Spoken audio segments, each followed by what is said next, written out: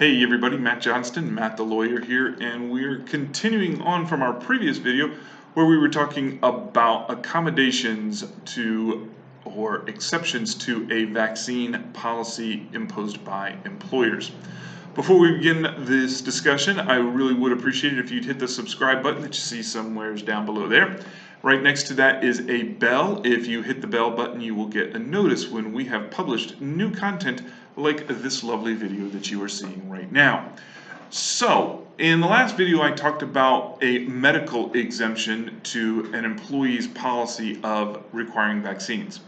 Again, an employer may require a vaccine for individuals who are coming back into the workplace. There is another exception grounded in Title VII, which is the anti-discrimination statute, and that deals with religious exemptions.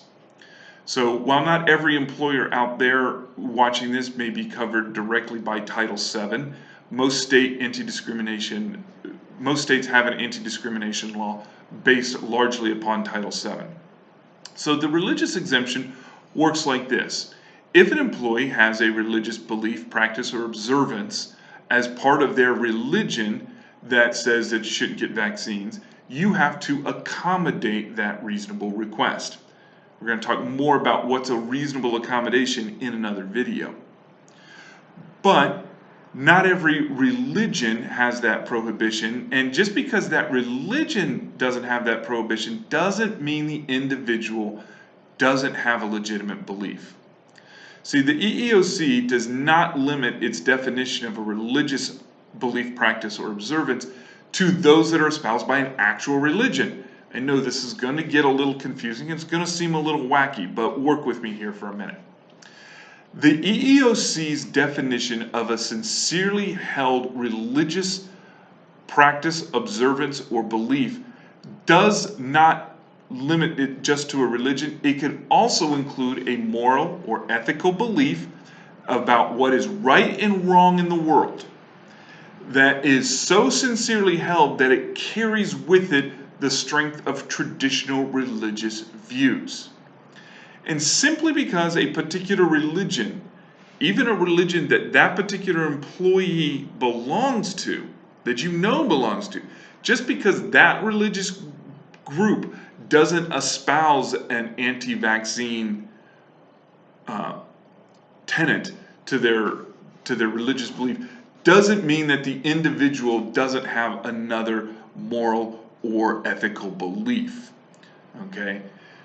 So it is possible that somebody can have a specific moral or ethical reason, sincerely held, that would obviate against a vaccine.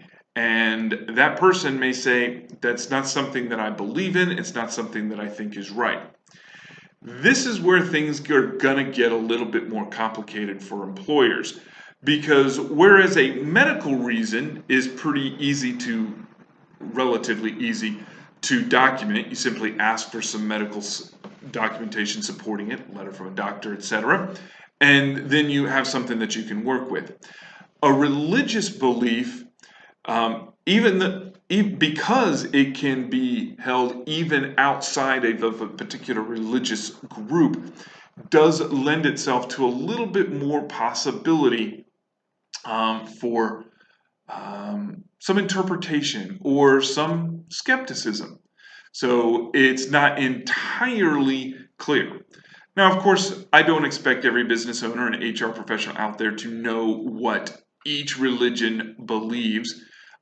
So another employment lawyer that I follow has put together a handy-dandy little list that I'm going to link to down below of most major religions and their generalized public stance on vaccinations and medical interventions. But if an employee comes to you with an objection about getting the vaccine that's based in religion, you are going to have a conversation. And you're going to have a conversation about what that objection is and what the accommodation is that they are seeking.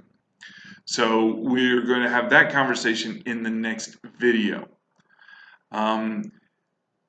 When we are talking about a religious exemption, this is going to be a very, very dicey area for employers to deal with. So this is an area where I strongly, strongly encourage employers to retain qualified legal counsel who can give you some guidance on this, preferably before you make a decision and preferably before you make any sort of negative decision about an employee who has expressed a religious objection to getting a COVID-19 vaccine.